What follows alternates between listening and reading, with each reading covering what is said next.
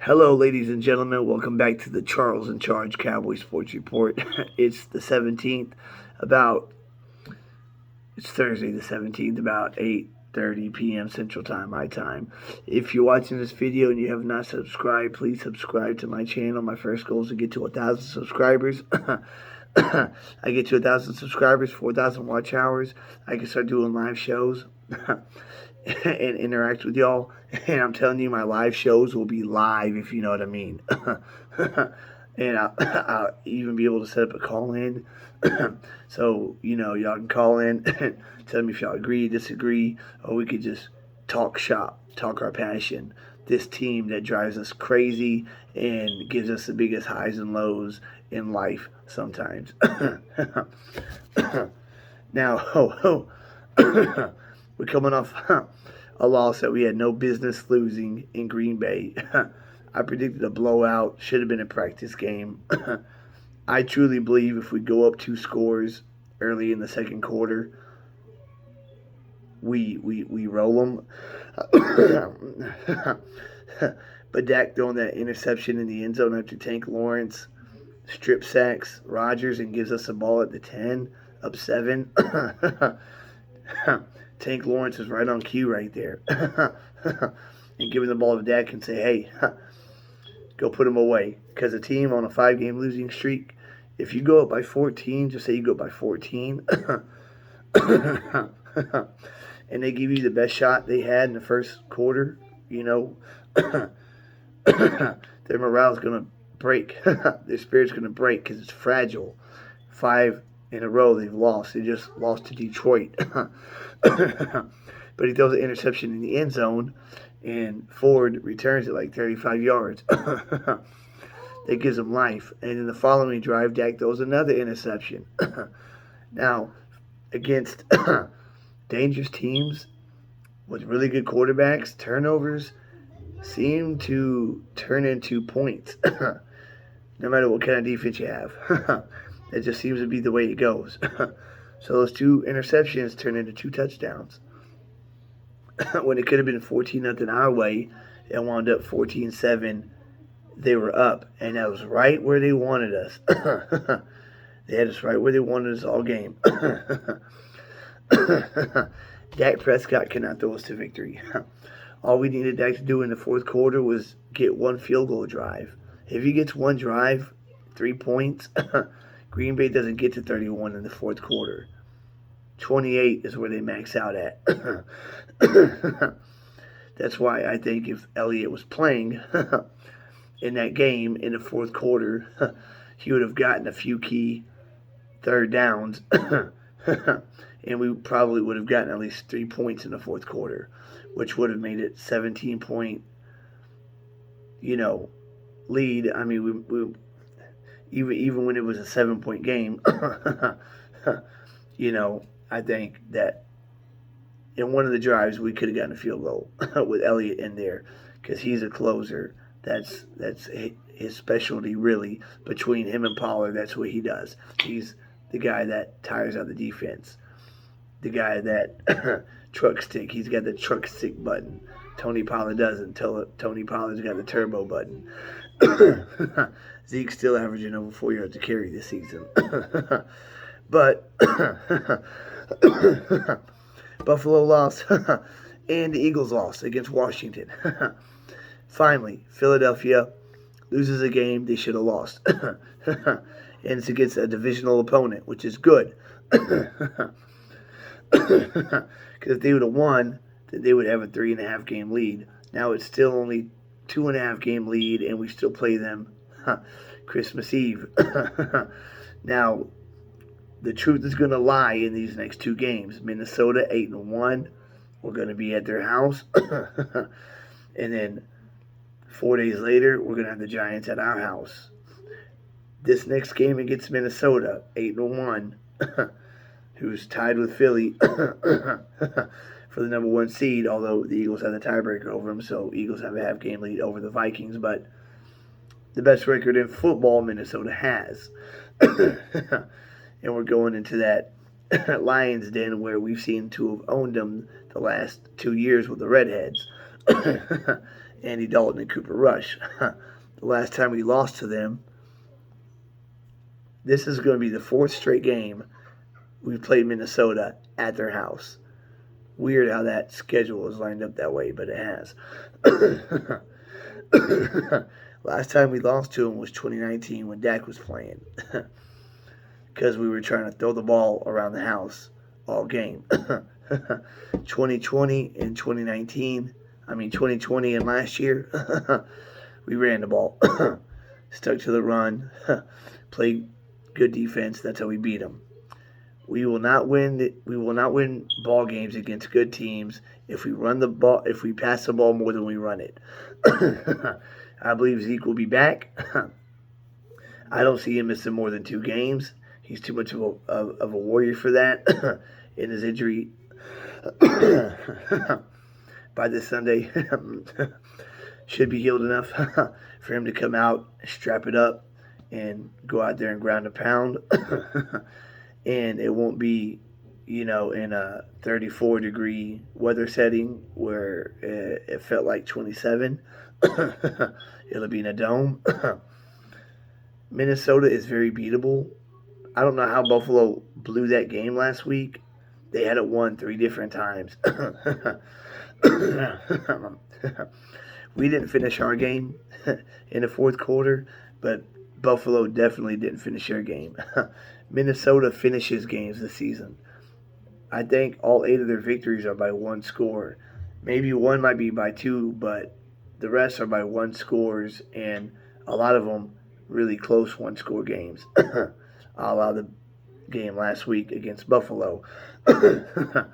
This Viking team plays all 4 quarters. Even whenever Buffalo stopped them at the goal line on 4th and goal. And all they had to do was really get the quarterback sneak and get a yard of breathing room. The Vikings defense came out like it was still game on, and it was. And Eric Hendricks played through the echoes of the whistle, and that's why he was there to recover that fumble in the end zone. Had the team given up, Buffalo would most likely recover their own fumble and win a game in regulation. So we've got to play all 4 quarters against these guys. And we've got to get the run game going with Thunder and Lightning. Elliott is an essential part of this offense. He was sorely missed last week, and that was solid proof. We got to run the ball. You want Zeke to get 25 carries and Pollard to get like 15. That's 40 carries a game. Maybe sometimes, 23, 17, 22, 18. Zeke will get the majority.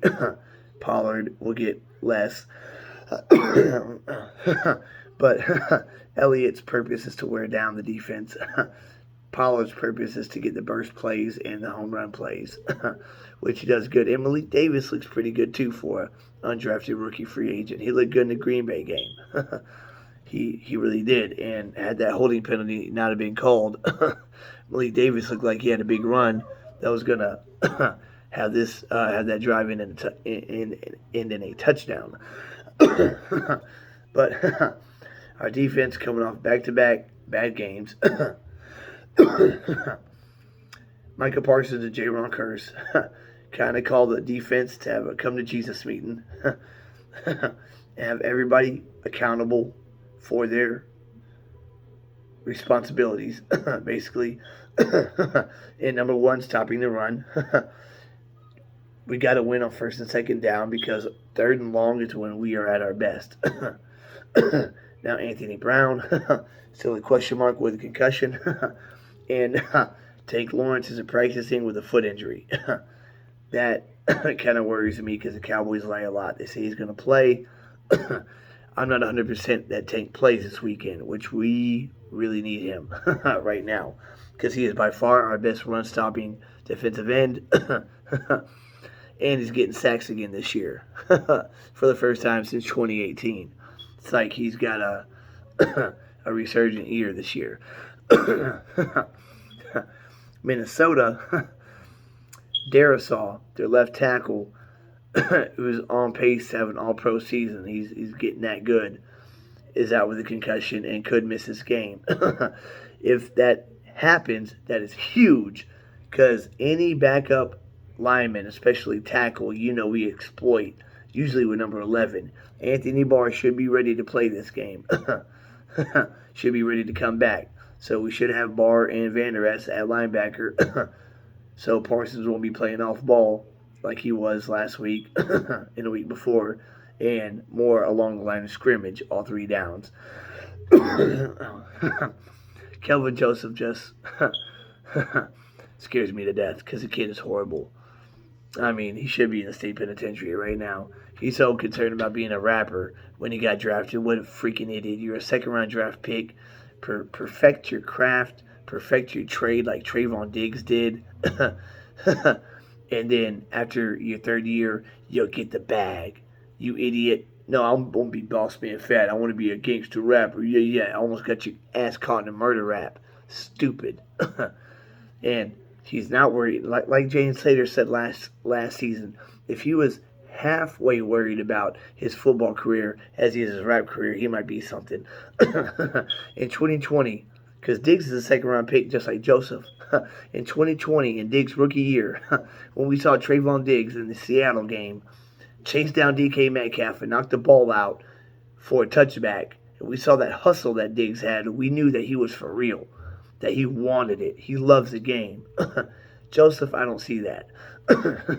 And when Anthony Brown went out of the game against Green Bay, that's exactly who they went after, Kelvin Joseph.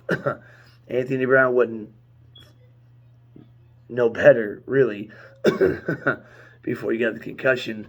He has regressed this season, which is disappointing because he had a really good year last year. Just 2 bad games. But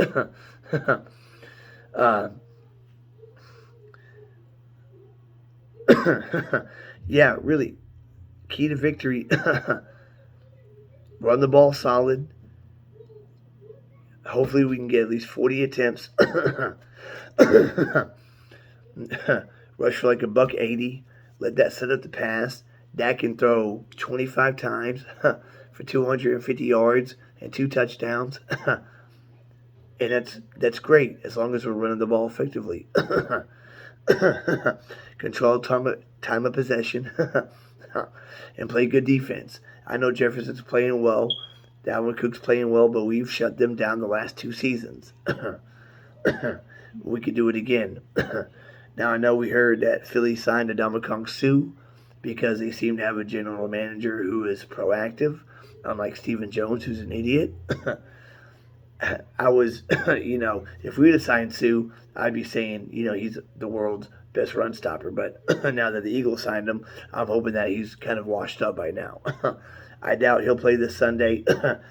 Eagles are very, very exposed right now. Dallas Goedert is on IR. That's a huge weapon for the offense. Dallas Goedert, major tight end.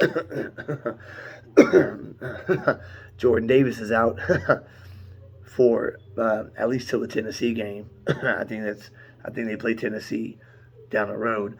And he's a big run stopper for them. That's why they signed Suh. Fletcher Cox is in bad shape right now. And A.J. Brown looked like he strained a calf or something early in the Redskin game. The Redskins ran the ball 49 times against Philadelphia. So they're going to Indianapolis to play the Colts.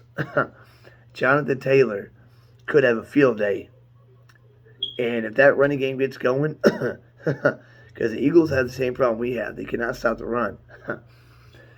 And if Jonathan Taylor gets going and opens up Matt Ryan on play action, Eagles can be in for a long day. And if this Sunday works out beautifully and we go to Minnesota and handle business like we did the last 2 seasons and win this game, it'll be a statement game. It will be a big statement game if we go and beat Minnesota. We are favored by 1, so Vegas thinks we get a good shot. And Philly loses to the Colts. That would be huge. So huge, because then our destiny will truly lie in our hands because we play Philly Christmas Eve. And then we got the Giants on Thanksgiving. But Minnesota, is going to be a big game. If we do not win this game against Minnesota, I mean, I know we got Ty Smith coming back, Washington coming back, probably going to sign OBJ. But if we don't beat Minnesota, there's going to be a lot of question marks about this team. Like I said, I know hold on, that we'll get Ty Smith back in December, and we'll probably kick Tyler Smith, the rookie, into left guard in our offensive line. We'll probably be really good at that point in time. And if we do sign OBJ, then James Washington comes off the injury list. Washington's better than Tolbert and Noah Brown. So he'll be a good number 3 receiver. But this game against Minnesota is really big, guys. Last season, we were 7-4 after 11 games. So if we split the next 2, we'll be 7-4 just like last year. We don't want that. We want to win these next 2 games. 2 games that we play in 5 days. If we do that and we're 8-3, we'll be in good shape. So, my prediction against Minnesota is, being that we've beaten them the last 2 seasons, that we will pull this out. It's going to be a nip and tuck. It ain't going to be a close game. It ain't going to be a blow up by any means, either way. But I think we will win the game 24, I say 24-20 or 24-19. Something along those lines. Well, we score just enough, and our defense holds them back just enough. And hopefully it's like 24-13, and they get a late touchdown, and we recover an onside kick, and that's how it's 24-20. Hopefully it's like that, so it's not as cardiac of a game, because I can't take many more of those. I don't know if my heart will take it. But we've got a good shot. I hope Tank plays. I really do. Tank Lawrence is a key cog in this defensive line. We need Micah Parsons to have a big game. And we need Trayvon Diggs to work his magic, take one to the house, or Turpentine, take one to the house. Man, you're due for one, man. You're due for one. That's it for this episode, guys. Please like, subscribe, and share. This season's still far from over. And with the Eagles losing against Washington, which I couldn't believe because they were 10-point favorites, everything is still in play big time. So if we can beat Minnesota, we'll go back up to number 4 in the power rankings. We dropped to 8. We'll probably go back up to number 4. I think we have a good shot at beating them. We have their number. Dan Quinn knows how to stop that offense. He did it last year. Hell, and we did it in 2020. So that's it for this episode, guys. I'm going to get back to the kids. Please like, subscribe, and share, guys. Every subscriber counts. I really do appreciate that. And keep God first and foremost. He comes first. Everything comes second, even this. And catch you on the flip side, guys. Charles and Charges out.